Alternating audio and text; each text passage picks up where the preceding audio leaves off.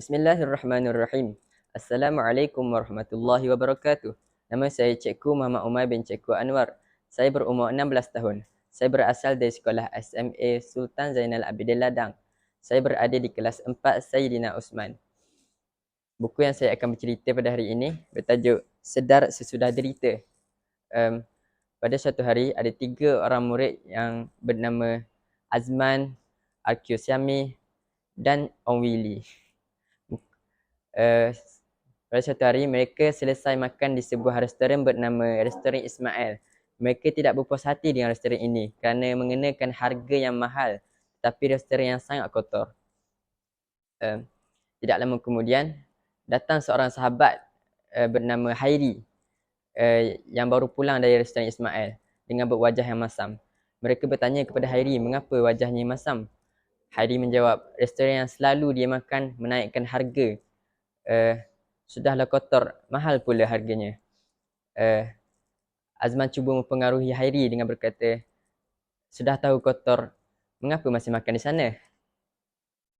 Keesokan harinya pula, sekolah mereka mengadakan ceramah kebersihan oleh Jabatan Kesihatan.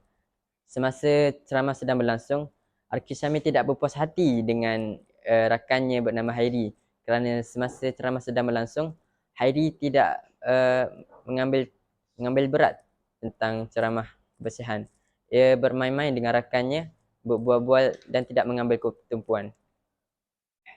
Di kemudian hari pula, Hairi dan ayahnya dibawa ke hospital. Doktor mengesahkan mereka mengalami cerit-berit, yang mana cerit-berit merupakan satu penyakit kolera dan taun. Dan doktor membuat keputusan untuk menahan mereka di ward untuk beberapa minggu. Selepas beberapa minggu, mereka pulang ke rumah dan mereka dijarahi oleh ramai jiran dan rakan-rakan Hairi. Rakan-rakan Hairi berasa lega kerana Hairi dan ayahnya dapat menjalani kehidupan seperti biasa. Tidak lama kemudian, pegawai kesihatan mengadakan aktiviti gotong royong untuk mengelakkan perkara yang sama berlaku lagi.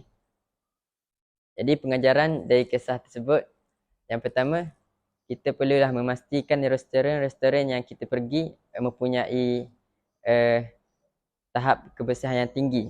Dan yang kedua, kita perlulah menjaga kesihatan kerana ia merupakan satu anugerah yang dikurniakan oleh Allah kepada kita.